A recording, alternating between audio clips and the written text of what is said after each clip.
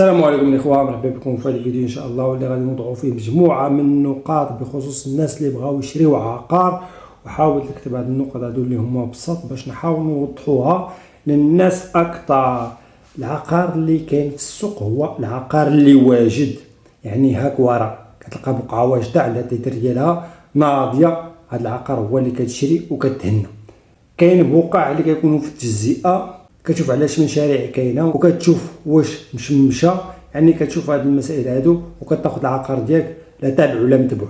وكذلك في الشقق. في هذا الفيديو هذا ما غاديش نهضروا على العشوائي. وكاين العقار في طور الانجاز.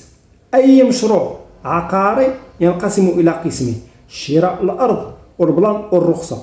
وهنايا كيكون الحق عند صاحب المشروع انه يبيع في البلان، حتى كيكون عنده البلان وكتكون عنده الرخصه. علاش الدوله فرضات هذه المساله هذه؟ حيت فاش كيجي عندي الزبون وكنحدد معاه البقعه، يعني فعلا ديك البقعه هي اللي كاينه وتمت المصادقه عليها من طرف اللجنه اللي فيها قسم التعمير وفيها كاع الناس.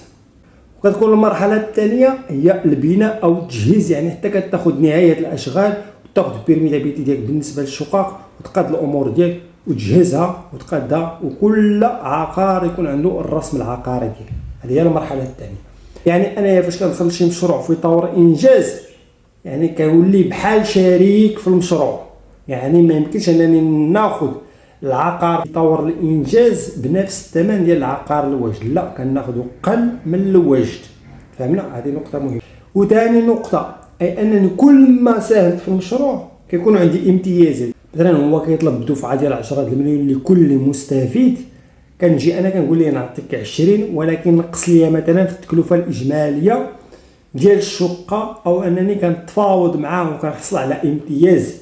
كما قلنا اي انه العقار الواجد هو اللي كاين، هو اللي ناضي، هو اللي كتسمى انك ملكتي.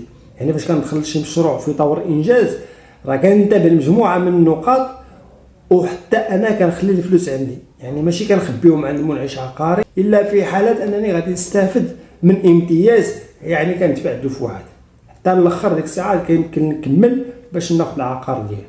وبخصوص عقد الحاج وهاد الوثائق هادو اللي كيكونوا في هذه المرحله هذه، راه وثائق اللي غير ديال شويه ديال البركه وصافي، وانما نعتمد اعتمادا كليا على صاحب المشروع، هي انه عنده الكفاءه، هي انه عارف اش كيدير، وان المشروع يعني عليه اقبال، يعني واحد بونافير كاين في واحد المنطقه اللي هي زوينه، اللي غادي يسبب في واحد الاقبال اللي غادي يخلي المشروع انه يتمشى وما يكونش تاخير. وهنا كنشوفوا غير الحريفي، حيت الحريفي عارف هو كامل هذه المسائل هذه وكيهنيك من هذا الصداع هذا كامل. والشركه سبق لها نجحت مشاريع ونجحت بزاف ديال المشاريع. حيت فاش كيجي شي واحد كيناقش معايا العقد، لا راه داروا معاه غير واحد الالتزام، لا راه ما وضحوش لي هذه المسائل، مزيان يدار واحد العقد ولو يكون عرفي ويكون فيه كامل التفاصيل ويتوضح فيه العقار اللي غادي تاخذ. مزيان يكون هذا العقد هذا، ولكن باقي في السوق الناس كيتهاونوا وكيكونوا عقود ضعيفه وكيكونوا هذه المسائل هذه، وكنشوفوا هذا الشيء من شركات اللي هي كبيره رغم ان عندها سمعه طيبه ومعروفه في السوق وكتسلم الناس والناس لا يعمرها دار. فكنحاولوا نعتمدوا على هذا الجانب هذا وكنتوكلوا على الله. وكاين مشروع اللي ما واجدش، كاين غير في المخيله، يعني مازال ما تشرط الارض ديالو، مازال ما كاين والو، يعني بحال الوداديات، بحال الناس اللي كيتجمعوا كيشريو. هاد الناس هادو اهم عنصر اللي خص يكون فيهم داك الانسان اللي كيهز الهم ديال المشروع، اي انه كيكون واحد السيد هو اللي كيربح في المشروع، هو اللي غادي يسير. فاش كنا كنناقشوا الوداديات جاوني بعض الرسائل كيقولوا لي هضر على المقاولين اللي كيديروا الوداديات وكيتخباو وسط الوداديات وكيربحوا الفلوس. الا انني وضحت هذا الامر هذا، وقلت ان هذا الامر هذا ايجابي ومفيد للناس اللي بغاو يستافدوا من عند هاد الناس هادو. حيتاش لا يمكن اي انه يجي واحد ويبقى يدار مع المشروع ويعني ويسهر معاه ويتعصب عليه ويتقاتل عليه مجانا. هذا الشيء راه لا يمكن الا في حاله انك كتمشي مع شي واحد اللي ما فاهم والو، اللي يلاه بادي ما عارفش الاكراهات اللي كيكونوا في القدام، ما عارفش داكشي اللي تابعوه، وانت يا غادي معاه كيقول لك حنا اخوه حنا اصدقاء، وكتمشوا يعني بدون درايه. وكنعرفوا اي مشروع مهما كان ولو كان صغيرا ضروري انك خصك تفهم فيه ولا غادي تخسر فيه بكل تاكيد. إن هاد المشاريع هادو اللي مازال ما تشرط الارض ديالهم، سواء الوداديات ولا التعاونيات ولا الناس اللي كيتجمعوا كيشريو او الشركات، ضروري من داك الانسان اللي كيسير اي انه فاهم في الدومين واللي خصو يهز الهم ديال المشروع، حيت كلشي كيجر لعندو، كلشي بقى يبغي ياكل من المشروع وهو كيشد الميزان، كيقاد الميزان باش الاخير يشيط ليه شي شويه وتشيط ليه السمعه باش يعاود يخدم بروجيات اخرين. وانا اشجع المقاولين انهم يخدموا بهذه الطريقه هذه، حيت هما عندهم تجربه وكيهنيوك. الاغلب الناس اللي وقعوا لهم مشاكل في وداديات كتلقى عرض لا يقبله العقل، مثلا ابارتمون ب 20 مليون فينيا فيها 100 مترو، يعني كتلقى عروض اللي لا يقبله العقل. وانايا فاش شاركت واحد الوداديه ما كنعرفهم ما كيعرفوني، وصدقت ولينا كنعرفوا بعضياتنا ولقيتهم ناس معقولين وسلموا. في المرحله الاولى فاش كانوا كيجمعوا المنخرطين شاركتها في لاباج عندي، وكانوا ديك الساعه المشاريع ديال الوداديات الاخرين كاينين، ولكن هذه شاركتها علاش؟ حيت اولا المشروع صغير، ثانيا الثمن اللي قالوا يعني منطقي. ما هما كيقولوا مثلا 30 مليون سون فينيسيون، شي وحدين اخرين كيقولوا 20 مليون بالفينيسيون. انايا شفت الحساب، هي ان هاد الناس هادو غادي يشريو بقعه في التجزئه يعني مجهزه ومقاده، وكنعرفوا الاثمنه ديال البقعه اللي في التجزئه، وثانيا مشروع صغير يعني متحكم فيه، وثمن راه مناسب للواقع. يعني دوك الشقق اللي هما واجدين في نفس ديك التجزئه فاش غادي تخدم هذه الوداديه هذه يعتبروا همزه. الناس كيبيعوا ب 50 مليون، وهذا السيد هذا كيبيع لك ب 30 مليون سون فينيسيون، يعني تفينيها مثلا ب 36 نقولوا كاع 40، راه شي 10 المليون والله يجعل البركه. اما باش تقول لي انايا واحد الوداديه فيها 200 شقه وكتلقى الناس اللي مسيرين ما كيعرفوا حتى اش كيقولوا، ما فاهم حتى لعبه وكيرولوا، وانت كتجي كتقول لي ندخل عند هذه الوداديه ولا ما ندخلش، وما متبع وما عارف والو، باين انه غادي يفشل المشروع حيت عنده 7000 سبب للفشل. والو ما نظمش داكشي علاش فاش كنهضروا مثلا على العقار اللي مازال ما تشرتش الارض ديالو ومازال ما كاين والو، هنايا ضروري من واحد اللي خص يتكلف بالتسيير ديال هذا البروجي هذا. وهذا الشخص هذا الا ما عندوش تجربه يمشي يخدم عند الناس اللي عندهم تجربه ويتعلم عادي جدا، او يستعن بالناس اللي عندهم تجربه ويعني وتجلس ودار واحد الدراسه حقيقيه.